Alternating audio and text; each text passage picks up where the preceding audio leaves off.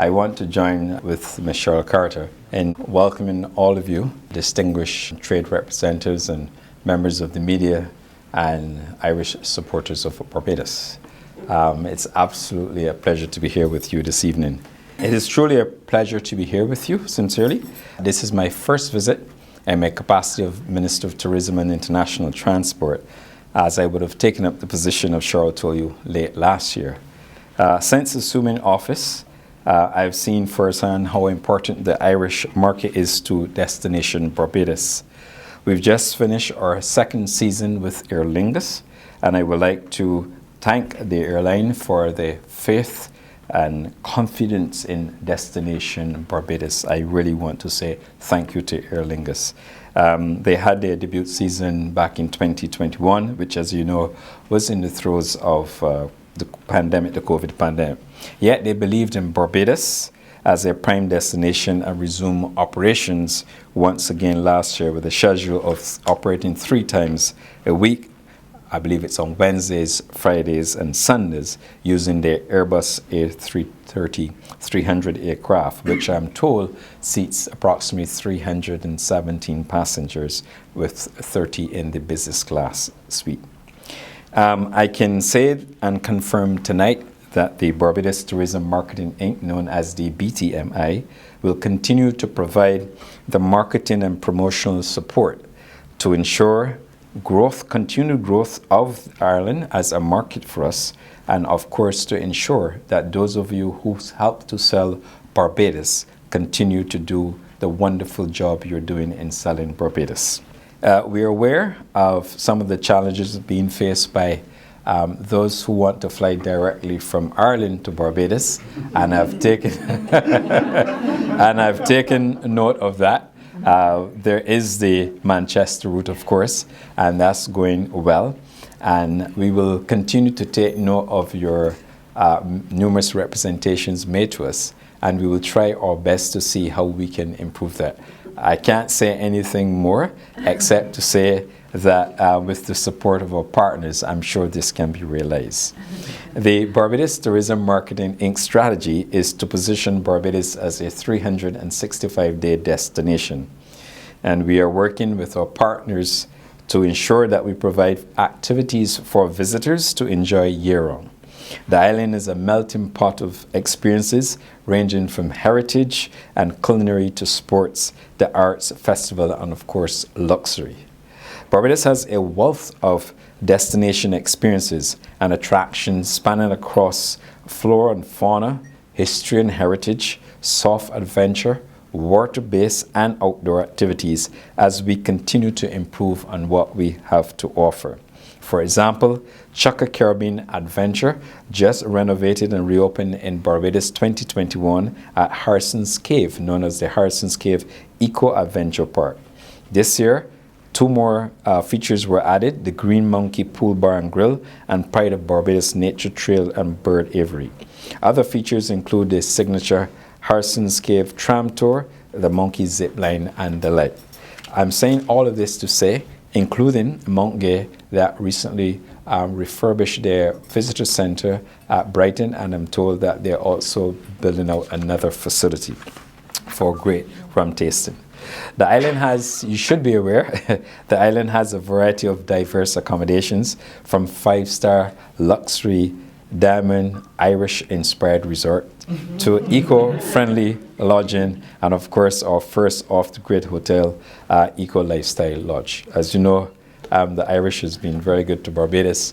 They've made investments in the hotel plant, and when I tell you about 5 Diamond, believe you me, it is 5 Diamond, inspired and invested by the Irish.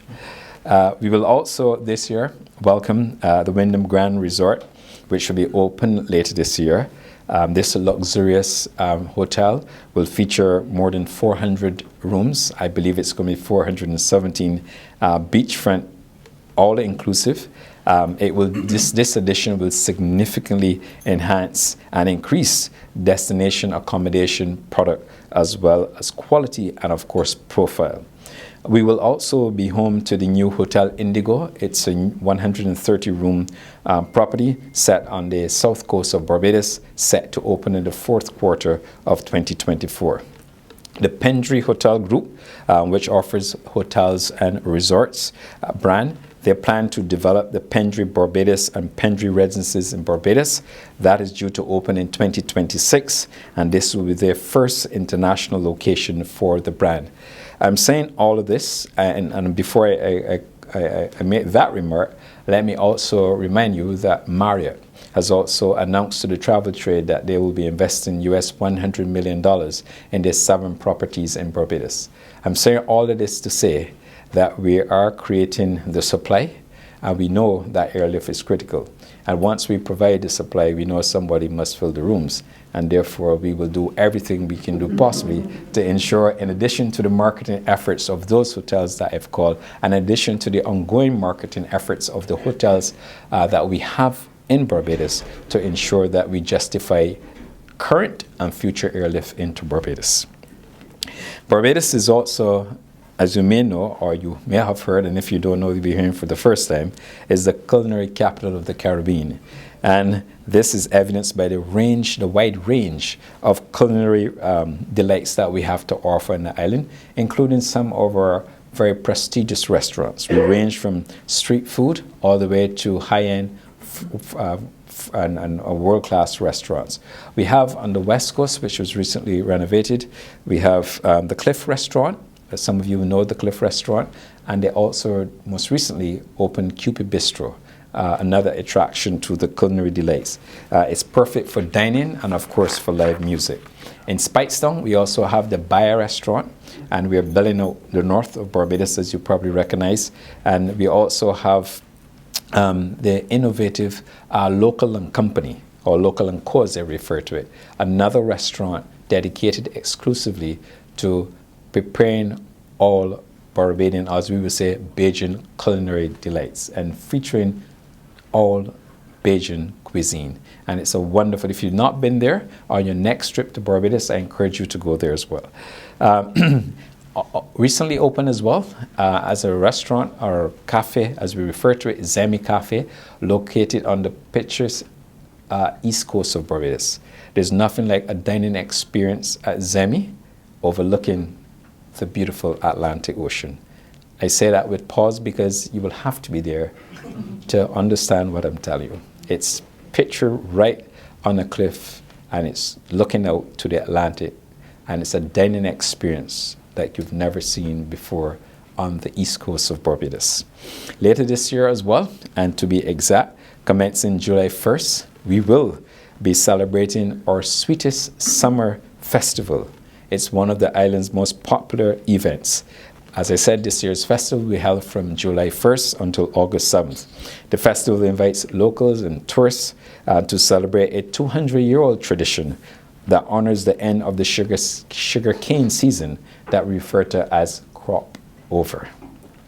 The Barbados Food and Rum Festival. This is a mecca for foodies of all over the world, where Barbados's finest culinary talents would be celebrated. This year, it will be held from October 19th to the 21st. And for this year, it will feature a combination not only of local chefs on the island, but also top chefs from our source markets who will be visiting Barbados to partner with our local chefs to give you an international flavor and a culinary experience yet to be had. And I invite you to come. Also, with our chefs, we have a number of mixologists, and they will be there to celebrate the event with you. I can tell you, and this is a hint to the chairman of the BTMI, on the next visit to Ireland, she will have to bring the food and rum team and the mixologists for you to understand and to experience a taste of what is to come when you come to Barbados for the Barbados Food and Rum Festival. This year, there will be the Barbados Marathon. It will mark the 40th anniversary of the marathon. It will be held December 8th through to the 10th. And I'm told this evening that a number of persons are planning to arrange bring some groups to Barbados. In fact, I'm told, I hope I didn't let the secret out of the bag, that one person in this room is planning on bringing at least 30 persons to participate in that event. If I misspoke, I apologize to you, sir.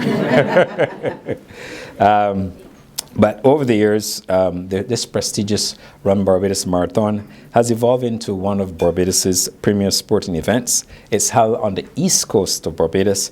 The unique route takes participants on a scenic journey through some of Barbados's most historical landmarks. And of course, earlier this year, we would have concluded the hosting of the World Surfing League. That is the QS 5000. It was a great success, and it was held in April. I should also tell you that in Barbados earlier this year as well, on the cruise side, that Barbados had the very good fortune of the naming of a P&O cruise ship outside of the UK. It was a spectacular event. It was beamed live on YouTube to thousands of persons, and it was what an experience it was. In fact, the vessel was also blessed with perhaps the largest bottle of rum ever broken on a cruise ship to christen it. And I thought I will remind you of that event. Cricket returns this summer, the West Indies tour to India, and I believe it's between July and August, closely followed by several other Caribbean Premier League events that will be held between August and September of this year. I've said all of that to say that there's a lot to be had in Barbados, and every month, going forward, the calendar for 2024 will be published shortly, and every month in Barbados will be a month of activities. We are also going to have very shortly to be announced a music festival as well. Those are some of the things that we're doing to bring bring diversity to the product, to add to the collective experiences of Barbados, and to let visitors know that we are also more than sun, sea, and fun. We also have heritage. We also have an opportunity to showcase our culture, and we have a wonderful opportunity to do what we do best. And let me take this opportunity to thank all the workers in the hospital sector in Barbados.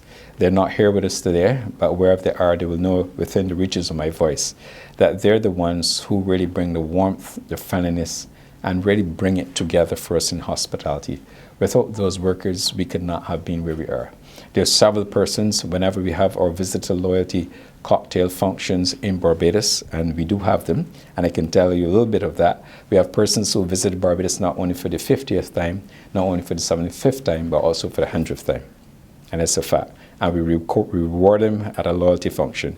And every time I'm there at the cocktail function and I engage the customers, they always tell me it is the people, the warmth and the friendliness of the people that make Barbados the destination it has become.